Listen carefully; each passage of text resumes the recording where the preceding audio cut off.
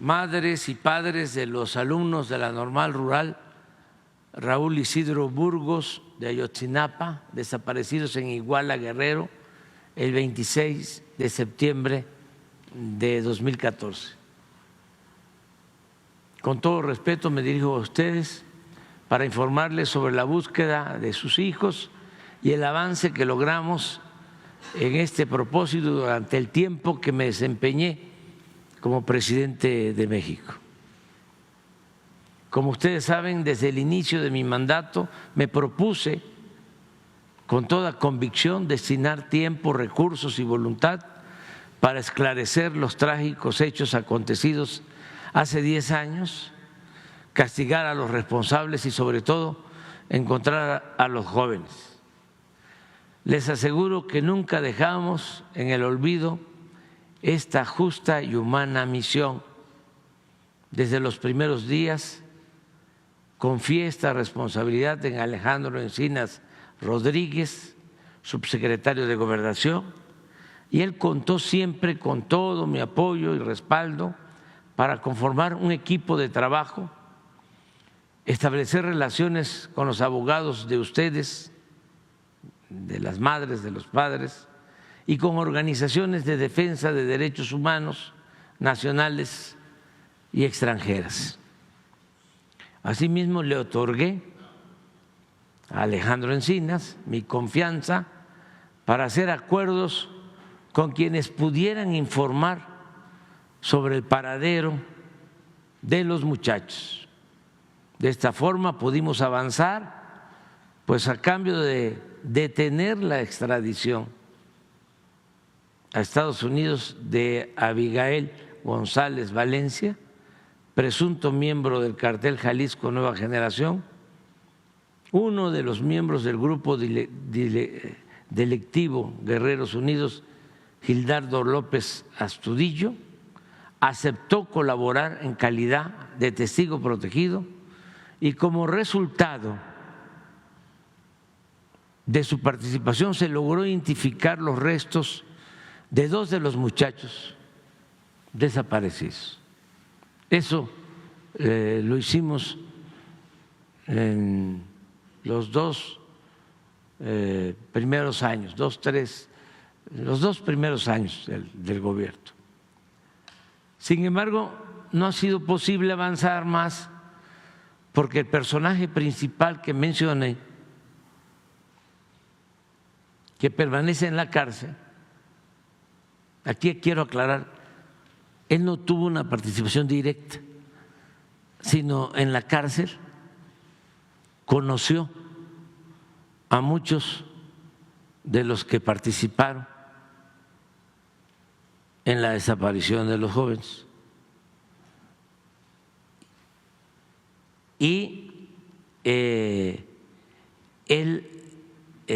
pidió, porque se está solicitando su extradición a Estados Unidos, como tiene relación con ellos, con algunos de los que participaron, y a nosotros lo que nos interesa es encontrar a los jóvenes, dijimos,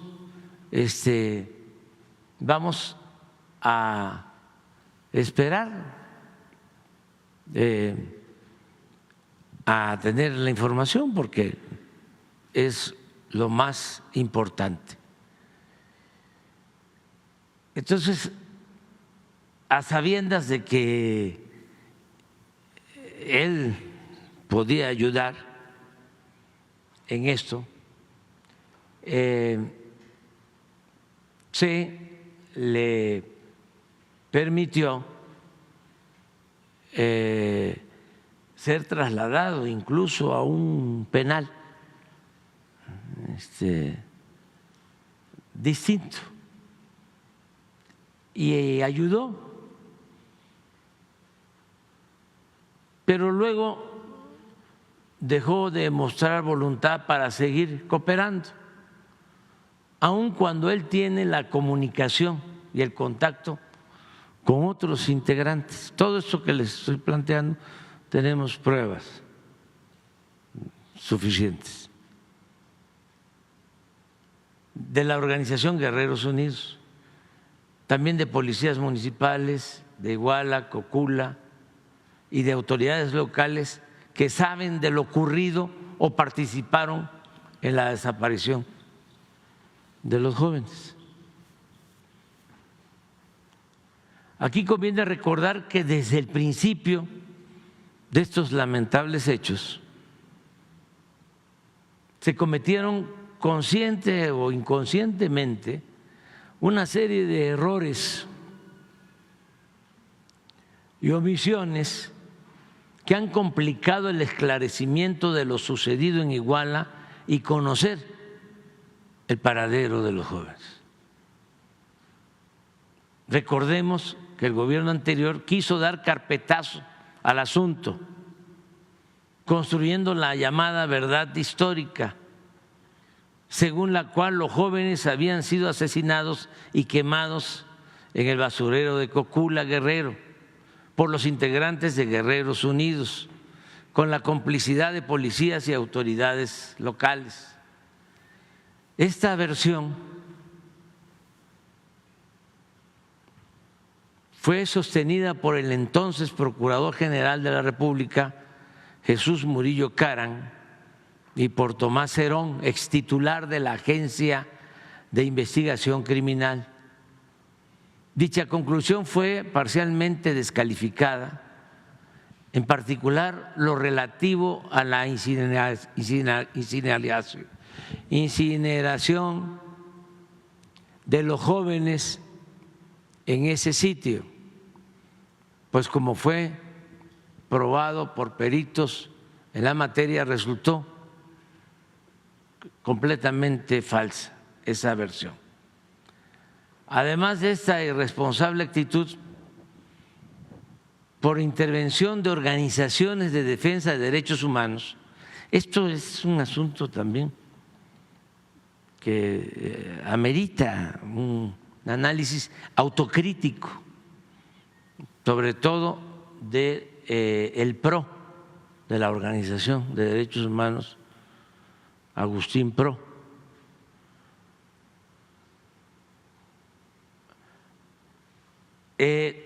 Organizaciones de defensa de derechos humanos e inclusive con el beneplácito de los abogados supuestamente defensores de la causa y representantes de las madres y los padres de los jóvenes desaparecidos, se promovió y aprobó una sentencia en el Poder Judicial, la cual, bajo el alegato de que los detenidos habían sido torturados,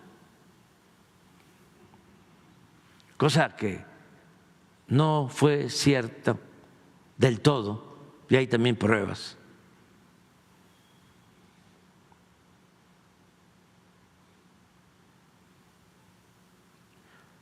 Esa sentencia posibilitó la liberación de 65 de ellos, de los que habían detenido al principio, aunque algunos de los excarcelados sí habían sido víctimas de tortura, otros no, y la mayoría había participado en la desaparición de los jóvenes. Bueno, cuando sale esta decisión, esta resolución del Poder Judicial, lo celebran los abogados de los familiares de los jóvenes y lo celebra el PRO.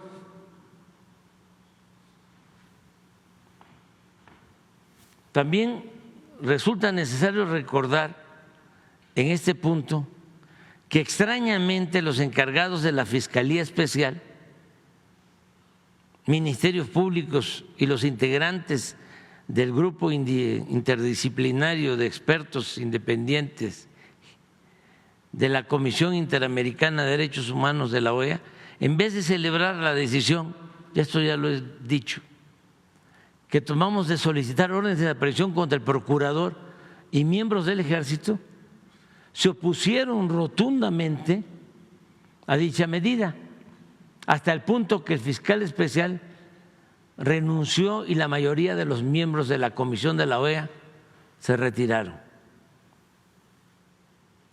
Asimismo, conviene subrayar que con el paso del tiempo, porque al principio, después de este terrible acontecimiento, todo recaía en culpar a las autoridades locales, al presidente municipal de Iguala y a las autoridades locales. Las protestas todas eran en ese sentido. Incluso cuando la OEA interviene desde el inicio, habla de que los responsables de la desaparición de los jóvenes habían sido autoridades locales, policías municipales. No se hablaba del Ejército ni del gobierno federal.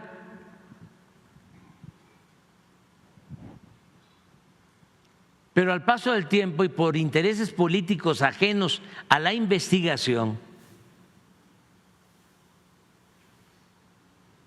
tanto del país como del extranjero, empezó a manejarse la versión de parte de los defensores, entre comillas, de las madres y padres de los estudiantes, que los responsables de la desaparición de los jóvenes habían sido miembros del Ejército.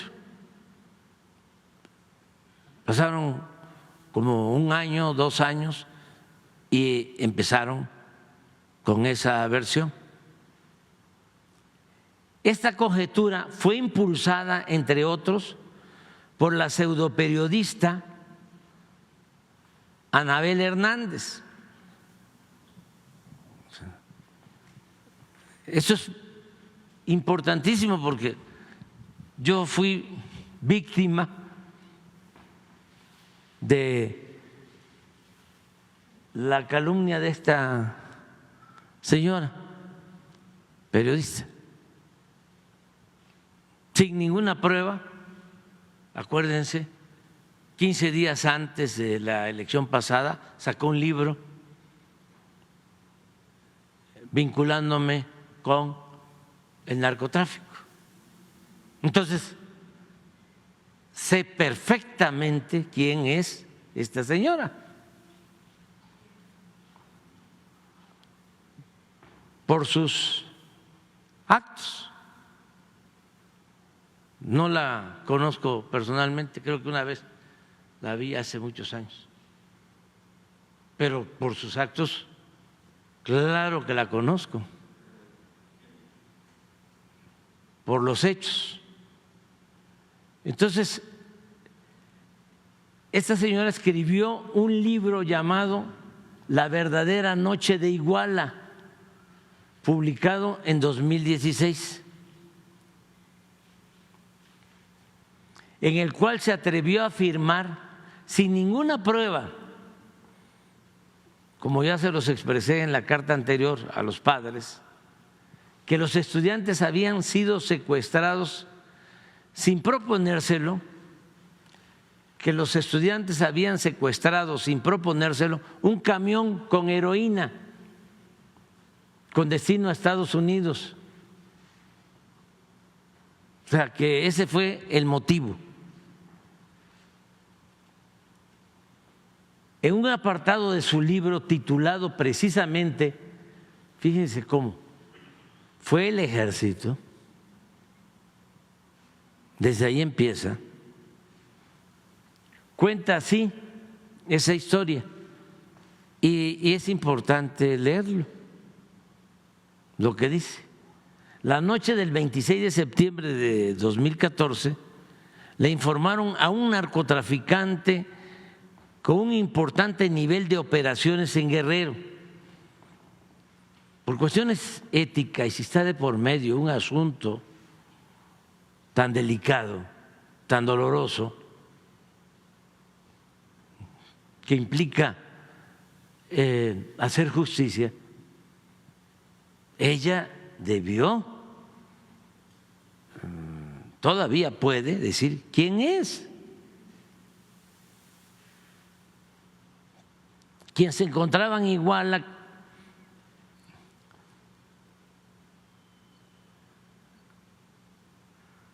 le informaron que estudiantes de la Normal de Ayotzinapa iban a bordo de 2 autobuses en los que se ocultaba un cargamento de heroína con un valor de al menos $2 millones. Estaríamos hablando como de 35 millones de pesos. Así. Los normalistas ignoraban que viajaban con la apreciada carga y que su destino estaba ligado a ella. Aunque el capo estaba acostumbrado a traficar varias toneladas de heroína, la cantidad que transportaban los autobuses no era menor y no se podía permitir ese robo, aunque fuera accidental. Si lo toleraban, se perdería el orden en la plaza. Si se mata por $20,000, dijo alguien, por 2 millones,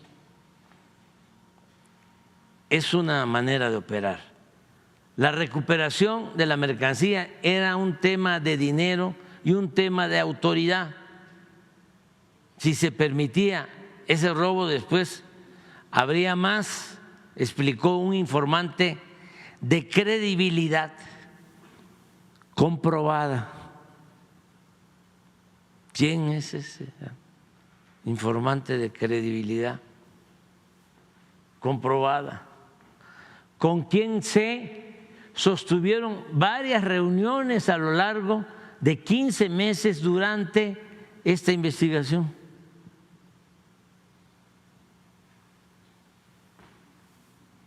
El narcotraficante en cuestión, o sea, si se tratara de un periodismo de investigación vinculado a hacer el bien, pues la investigación ayudaría a esclarecer los hechos realmente y a encontrar a los jóvenes. Es una cuestión humanitaria. No puede haber un periodismo sin dimensión social, un periodismo que no busca la justicia.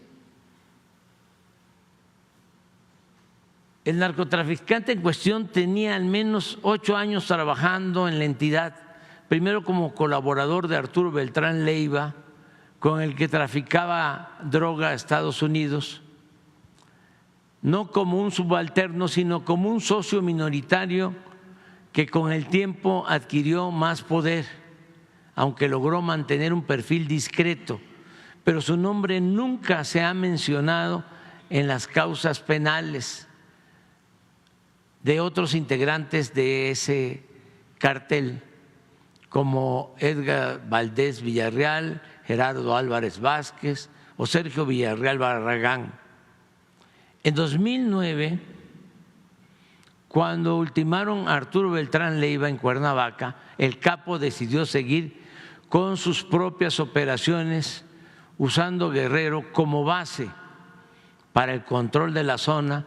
Tenía en su nómina a militares del 27 y 41 Batallón de Infantería, policías federales, policías ministeriales de Guerrero, policías federales ministeriales, policías municipales de Iguala y diversas autoridades de los municipios cercanos, así como en la sierra donde se siembra la amapola y se procesa la heroína.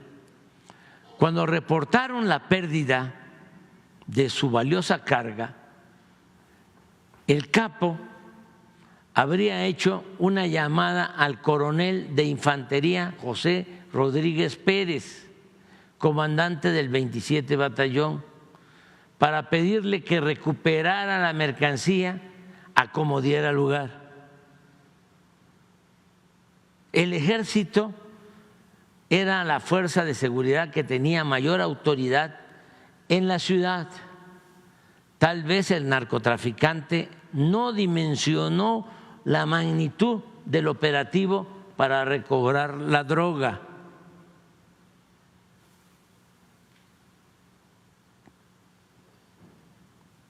Quien encabezó, dice el informante de la señora Anabel, la operación para rescatar la droga fue el mismo ejército. Aquí lo dice, señaló la fuente de información enterada de los hechos. De acuerdo con esta versión, en el momento en que los militares rescataban la droga de los autobuses, los normalistas a bordo se habían dado cuenta de lo que estaban extrayendo de los compartimientos. Imprevisto que detonó súbitamente la necesidad de desaparecerlos para no dejar testigos. Sí se va entendiendo, ¿verdad? Según habría contado el capo a sus conocidos de confianza, su gente no intervino en la operación, dejaron todo en manos de los militares.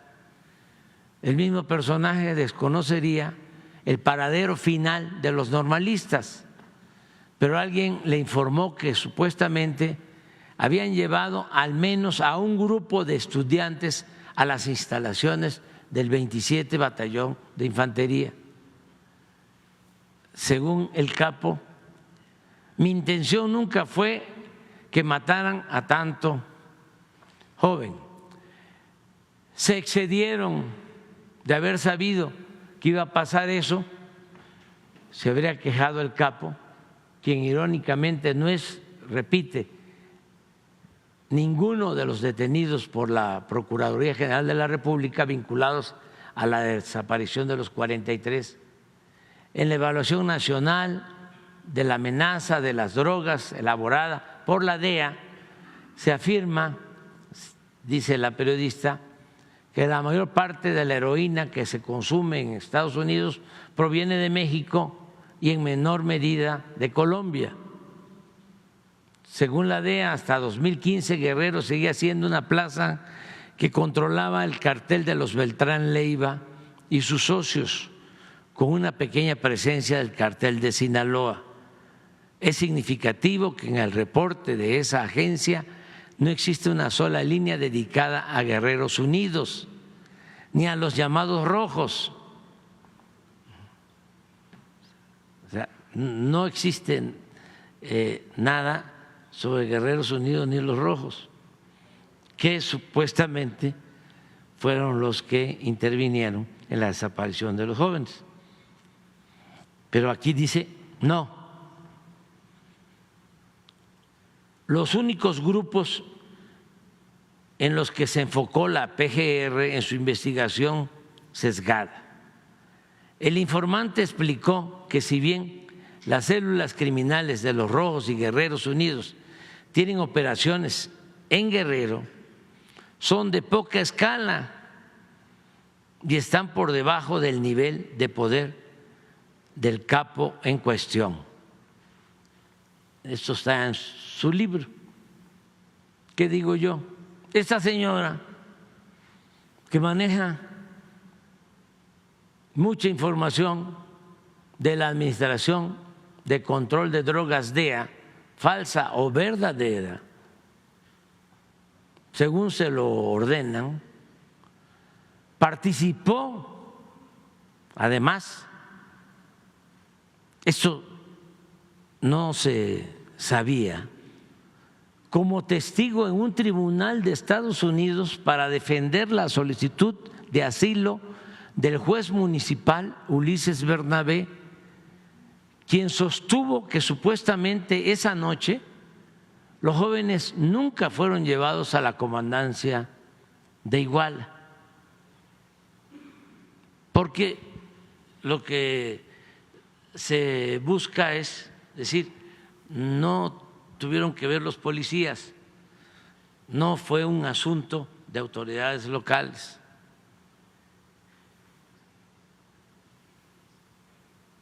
Los jóvenes nunca fueron llevados a la comandancia de Iguala cuando hay testimonios, muchos testimonios formales que aseguran lo contrario, es decir, que las policías de Iguala los sacaron a los jóvenes en patrullas de esas instalaciones hacia lugares desconocidos. No obstante, esa declaración dolosa de la señora Anabel y del juez fue aceptada por el Departamento de Justicia de Estados Unidos, el cual gestionó el asilo a dicha persona. A la irresponsable aceptación como verídicos de los testimonios de Ulises Bernabé y de Anabel Hernández de que el ejército mexicano estuvo presente durante los ataques y desaparición de los estudiantes, se sumó la siguiente aseveración textual de esa autoridad estadounidense del Departamento de Justicia. Miren lo que sostuvieron sin prueba alguna, una conjetura. Está entre comillas, es textual. Resulta inverosímil que un departamento de policía municipal tenga la influencia política y los recursos necesarios para organizar un intrincado encubrimiento y la desaparición de 43 estudiantes mexicanos. O sea, se descarta de que sea un asunto de autoridades locales y de policías y de los grupos de la delincuencia que operaban en la región de Iguala. Dicen, es mucho más plausible que el gobierno federal mexicano y la Policía Federal fueran los responsables de este horrible incidente. Esta es parte de la sentencia de la Corte de Inmigración del Departamento de Justicia de Arizona, Estados Unidos, en donde conceden el asilo a el juez de Iguala. Es importante aclarar que aun cuando no existe ninguna prueba de que el ejército haya participado en la desaparición de los jóvenes, si se encuentra hacia adelante que sí participaron con pruebas, desde luego que se tiene que aceptar, castigar a los soldados, a los mandos y no permitir, no tolerar impunidad de nadie.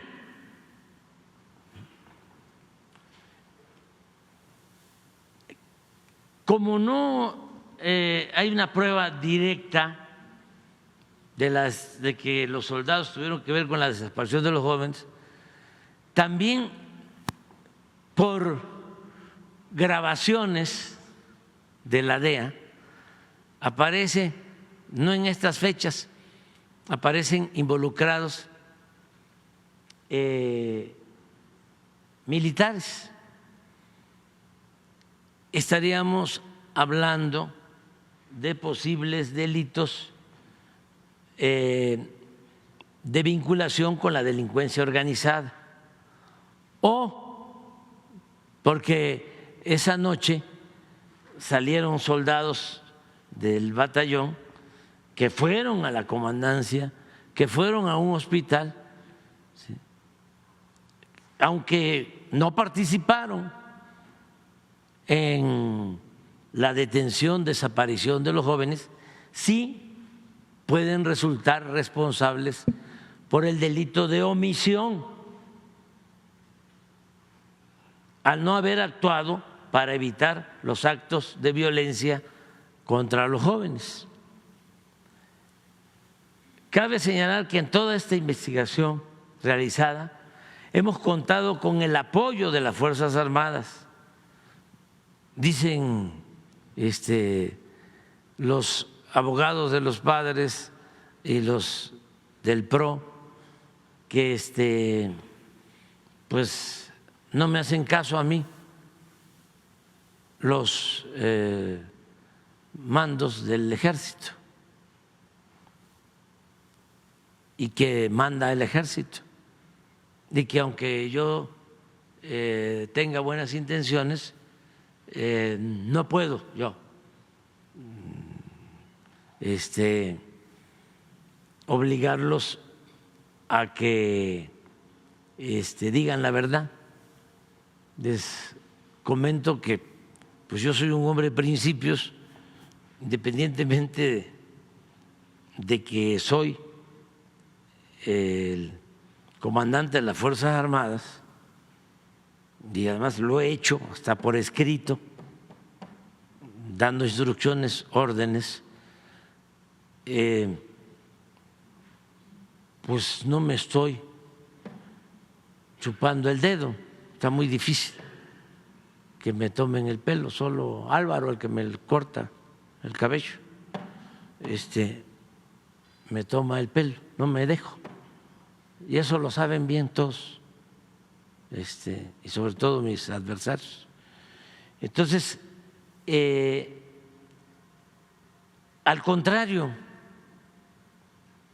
los mandos de las Fuerzas Armadas han cooperado, han ayudado. Imagínense cuando le doy la orden al general Sandoval de que cuide para que no se vayan a fugar algunos militares, soldados, oficiales que presuntamente tienen responsabilidad. Y no solo le doy la instrucción de manera verbal, sino por escrito. Y ahí están los documentos. Y no se fugaron. Y se cumplieron las órdenes, en todo caso. Estos mandos y los oficiales coinciden conmigo en que la violación de derechos humanos y la impunidad no pueden tolerarse en ninguna circunstancia, porque entre otras razones, los actos ilegales cometidos por miembros de las Fuerzas Armadas no pueden manchar el prestigio de una institución creada para la defensa nacional. Esto es muy importante. ¿A quiénes les conviene de que tengamos un ejército debilitado, sin autoridad? No solo Fuerzas Armadas debilitadas, instituciones nacionales debilitadas, la institución presidencial, pues a los poderes extranjeros, a las hegemonías, porque una autoridad nacional sin fortaleza pues es como una hoja seca. No puede defender los intereses de la nación. Acuérdense que la Secretaría de Guerra y Marina pasó a ser Secretaría de la Defensa Nacional. Es una institución fundamental del Estado mexicano. Entre otras razones, no pueden manchar los actos ilegales de algunos miembros de las Fuerzas Armadas el prestigio de una institución creada para la defensa nacional, que debe ser baluarte. Si nuestro ejército, si nuestra Secretaría de Marina, nuestra Armada de México, como lamentablemente lo fue esta última institución durante el gobierno de Calderón, se subordina a gobiernos extranjeros, ya no somos un país libre, independiente, soberano. Entonces siempre hay esa intención de socavar instituciones nacionales para poder someter, que es una práctica siempre de los potentados, que se usa, es un método, y esto para la enseñanza de jóvenes, que se utiliza también, o antes se utilizaba, por los dueños de las grandes corporaciones de comunicación. No les convenía que el presidente tuviese tanto apoyo popular, porque un presidente fuerte con apoyo popular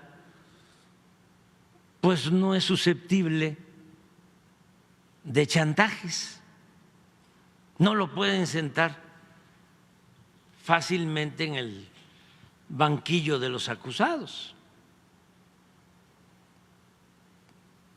Entonces, esa práctica tenemos que evitarla.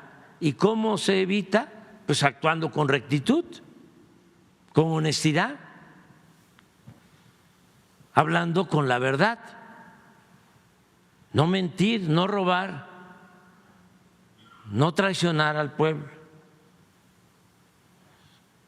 Son instituciones que deben ser baluarte del Estado democrático, justo, libre y soberano de nuestra República. Adelante.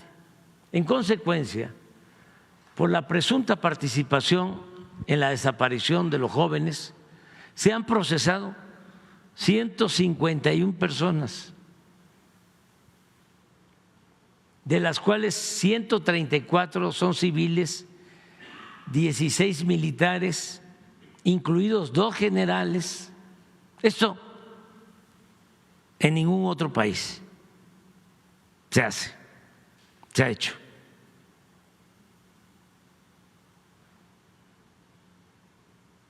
Dos generales y un elemento de la Marina. Asimismo, se encuentran pendientes de ejecutar 3 órdenes de aprehensión más en contra de militares. Destaco que en nuestro sexenio el número de encarcelados se incrementó de 59 a 120 personas.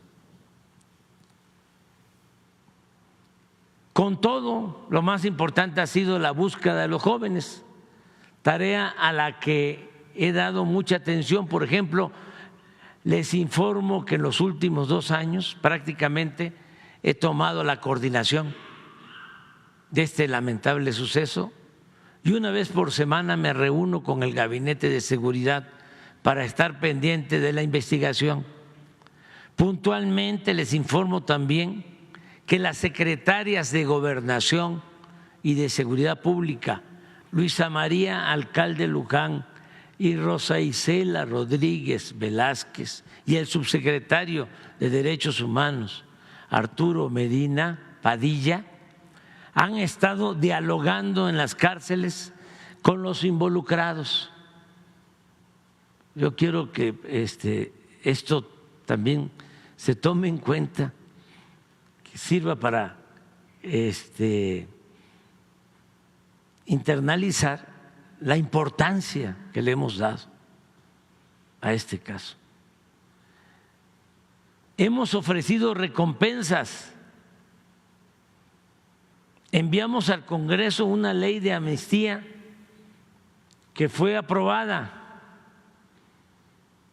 destinada principalmente a garantizar protección y apoyo a informantes. Sin embargo, hasta ahora ha sido poco lo alcanzado, aunque existe el ofrecimiento de quienes ahora están detenidos, porque muchos de los liberados que se demostró que no habían sido torturados fueron detenidos.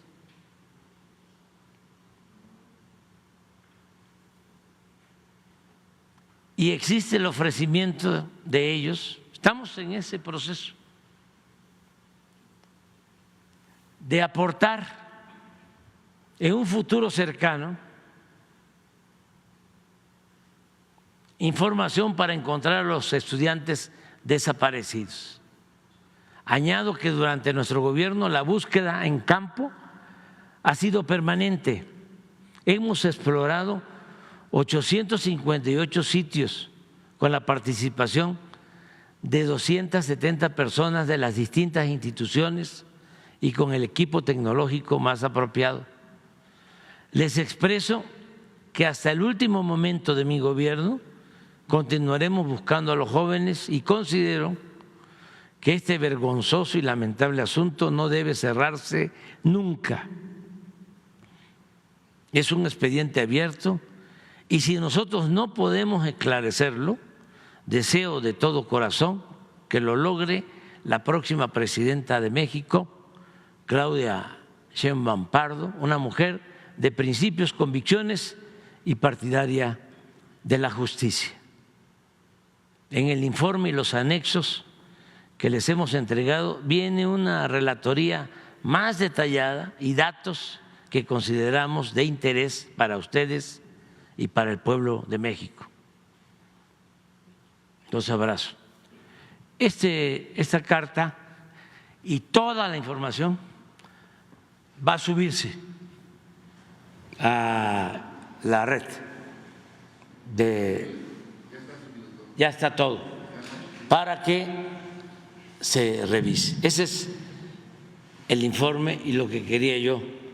Qué bien que me preguntaste, nos llevó tiempo, pero aclarar porque hay muchísima desinformación y obviamente intereses políticos de adversarios nuestros, tanto en el país como afuera.